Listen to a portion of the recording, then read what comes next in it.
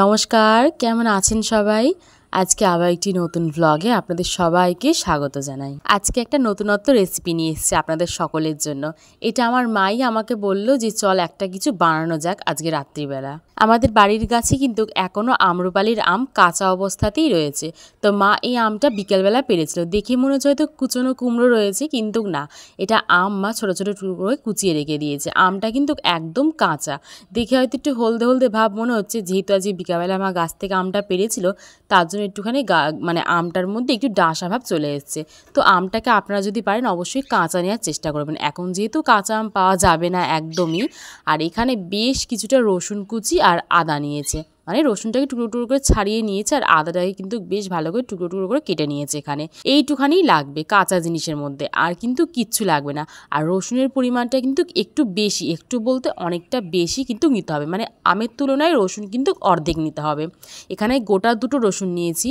নেওয়ার পরে মা এখানে আমগুলোকে আর আদাগুলোকে রসুনগুলোকে সব একসঙ্গে শিলে কিন্তু পিষে নেবে ভালো করে। মানে ভালো করে পিষে বলতে কি, পুরো খুব ঘন করে পিষতে লাগবে না, একটু আর্ধেক করে, মানে আধা থেঁতা করে কিন্তু আমগুলোকে বেশ ভালো করে থেঁতে নিতে হবে, যাতে আমগুলো মানে টুকরো থেকে অর্ধেক ভাগে মানে আর কি মিশে যায়, মানে নরম হয়ে যায়। এর জন্য আদা ছাঁচা করে কিন্তু আমগুলোকে থেঁতে নিতে হবে এখানে ভালো করে। এদিকে কিন্তু মায়ের প্রায় অর্ধেকের বেশি আম কিন্তু শিলেতে থেঁতা হয়ে গেছে। এরপরে যে রসুন আর আদা ছিল সেটাকে কিন্তু বেশ ভালো করে শিলের মধ্যে থেঁতে নিতে হবে।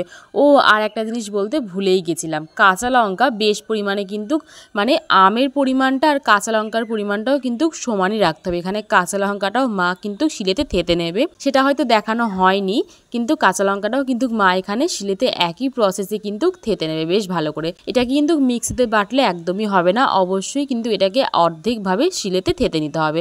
এটাকে কুড়লেও হবে না, কুড়লে কিন্তু এর রসটা বেরিয়ে যাবে সম্পূর্ণ, তখন কিন্তু আর জিনিসটা যেটা বানাতে চাইছি ঠিক তার বিপরীত কিন্তু হয়ে যাবে। আজকালকার দিনে কিন্তু অনেকের বাড়িতে এরকম শিলনোড়া থাকে না বা নেই। যাদের বাড়িতে শিলনোড়া নেই তারা করবেন হচ্ছে, তাদের জন্য বলে দিচ্ছি, যাদের বাড়িতে শিলনোড়া একদমই নেই তারা হামানদিস্তা কিন্তু অবশ্যই ব্যবহার করবেন। এটা কিন্তু মিক্সিতে করতে যাবে না, মিক্সিতে করলে কিন্তু জিনিসটা একদমই পেস্ট হয়ে যাবে, পুরো একদম কিন্তু মিহি হয়ে যাবে। তো এটা কিন্তু মিক্সিতে করলে হবে না। হামানদিস্তা যদি থেকে থাকে তাহলে অবশ্যই কিন্তু হামানদিস্তা দিয়ে জিনিসটাকে থেতো করে নেবেন, যাতে অর্ধেক থেতো হয়, মানে অর্ধেক বাটা হয় জিনিসটাকে।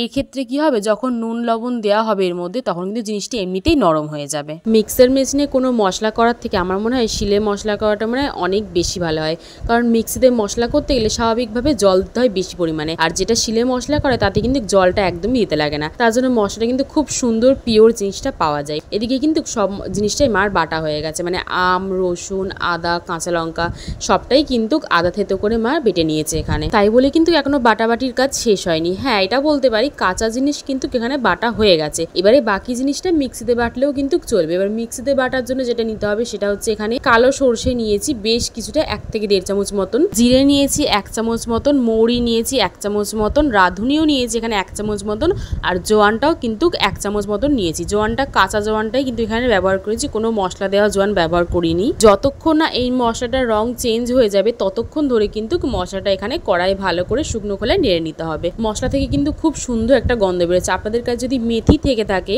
তবে কিন্তু মেথিটা অবশ্যই 1 চামচ দিয়ে দেবেন। আমার কাছে মেথিটা নেই বলে আমি দিতে পারিনি, কিন্তু এই মশলার মধ্যে মেথিটা দিলে কিন্তু ভীষণ ভালো একটা টেস্ট আসে। দেখুন মশলার রং কিন্তু পুরো একদম পাল্টে গেছে। এবারে কিন্তু মশলাটাকে নামিয়ে নিয়েছি। মশলাটা যতক্ষণে ঠান্ডা হচ্ছে ওদিকে, ততক্ষণে কিন্তু সেই একই কড়াইয়ের মধ্যে বেশ কিছুটা সর্ষের তেল দিয়েছি। এখানে সর্ষের তেল প্রায় 2 কাপ মতন নিয়েছি, বড় চা খাওয়ার 2 কাপ সর্ষের তেল নিয়েছি, যাকে এখানে বেশ ভালো করে যতক্ষণ না ফেনা ফেনা উঠছে ততক্ষণ তেলটাকে ভালো করে গরম করে নেব। তারপরে কিন্তু তেলটাকে নাবিয়ে বেশ ভালো করে ঠান্ডা হওয়ার জন্য রেখে দেবো। ফ্রিজে রাখবো না, নর্মাল টেম্পারেচারে রেখে দেবো। যতক্ষণ এই মশলাটা পিসবো ততক্ষণ কিন্তু এই তেলটাকে রেখে দেবো। তার মধ্যে যতটুকুই ঠান্ডা হওয়ার হয় বাকিটা কিন্তু ওরকমই থাকবে। শুধু এই মশলা করার টাইম অবধি কিন্তু তেলটাকে ঠান্ডা করতে দেবো। দেখুন এখানে মশলাটা বেশ ভালো কিন্তু গুঁড়ো হয়ে গেছে, আর খুব সুন্দর কিন্তু গুঁড়ো করার পর মশলা থেকে একটা গন্ধ বেরোচ্ছে। এবারে যে বেটে রাখা কাঁচা জিনিসগুলো ছিল, কাঁচা আম, কাঁচা লঙ্কা, রসুন, আদা, তার মধ্যে কিন্তু এবারে মশলাপাতি দেওয়ার সময় চলে এসেছে। প্রথমে দিয়েছি এখানে হলুদ 1 থেকে 2 চামচ মতন, বেশ ভালো করে হলুদ দিয়েছি। তারপরে দিলাম বেটে রাখা যে মশলাটা ছিল সেই মশলা, তারপরে দিয়েছি হচ্ছে কাশ্মীরি লঙ্কার গুঁড়ো। যেহেতু কাঁচা লঙ্কা বেটে দেওয়া আছে তার জন্য কিন্তু এখানে কাশ্মীরি লঙ্কা গুঁড়ো দিয়েছি কালারের জন্য শুধুমাত্র। এটা আপনারা চাইলে নাও দিতে পারেন, কোনো অসুবিধা নেই। যেহেতু কাঁচা ঝাল লঙ্কা দেওয়া রয়েছে তার জন্য কিন্তু আমি এখানে কাশ্মীরি লঙ্কা দিই শুধুমাত্র কালারের জন্য। এই আমের যতটুকুনি পরিমাণ সেই পরিমাণ বুঝে কিন্তু এখানে নুনটা দিতে হবে। দেওয়ার পরে মশলাগুলো একদম পুরো সুন্দর করে মাখাতে হবে। অবশ্যই হাত দেবেন না, নর্মাল চামচ দিয়ে অথবা যদি গ্লাভস থেকে থাকে হাতের প্লাস্টিকের কোনো গ্লাভস অবশ্যই হাতে পরে তারপরে কিন্তু জিনিসটাকে মাখাবেন। হাত দিয়ে মাখালে কিন্তু জিনিসটা নষ্ট হয়ে যাওয়ার চান্স বেশি থাকবে। মাখানো হয়ে গেলে তারপরে যে তেলটা ঠান্ডা করে রেখে দিয়েছিলাম গরম করার পর, সেই তেলটা কিন্তু এই কাঁচা আম, রসুন, কাঁচা লঙ্কা, আদা এই সব কিছুর মধ্যে দিয়ে আবারও ভালো করে চামচের সাহায্যে এখানে মাখিয়ে নিয়েছি। আমি আবারও বলে দিচ্ছি, হাত কিন্তু অবশ্যই দেবেন না, কারণ হাত দিলে জিনিসটা নষ্ট হয়ে যাওয়ার চান্স কিন্তু বেশি থাকে। যেহেতু তেল আর আম এক লেভেলের থাকবে তার জন্য কিন্তু হাত দিলে হবে না। এত কষ্ট করে বানানো, এত উপকরণ দিয়ে বানানো এই আচারটা তো আর একেবারেই শেষ করে দেওয়া যাবে না খেয়ে, বা একেবারে যদি হঠাৎ করে নষ্ট হয়ে যায় সেটাও তো করা যাবে না, তাই না? এত কষ্ট করে জিনিসটা বানানো, তো যেহেতু জিনিসটাকে অনেক দিন টেকসই করতে হবে তার জন্য কিন্তু এখানে 1 থেকে 2 চামচ ভিনিগার ব্যবহার করবেন। আর ভিনিগারটা দেওয়াতে কিন্তু জিনিসটার টেস্ট অন্যরকম হয়ে যাবে, এই জিনিসটার গন্ধও অন্যরকম হয়ে যাবে। আর এই আচারটাও কিন্তু অনেক দিন পর্যন্ত ভালো করে স্টোর করে রেখে দেওয়া যাবে। শুধু মাঝে মাঝে একটু রোদ খাওয়ালেই কিন্তু যথেষ্ট।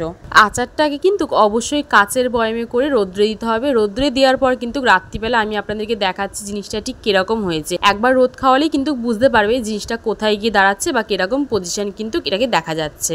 আজকের এই আচারের রেসিপিটি কেমন লাগলো অবশ্যই কিন্তু আমাকে কমেন্ট করে জানাবেন। আজ তবে আসি, দেখা হবে আবার অন্য একটি রেসিপি নিয়ে। আর ততক্ষণে এই আচারটিকে বানিয়ে টেস্ট করে কিন্তু আমাকে অবশ্যই একটি কমেন্ট করে জানিয়ে দেবেন।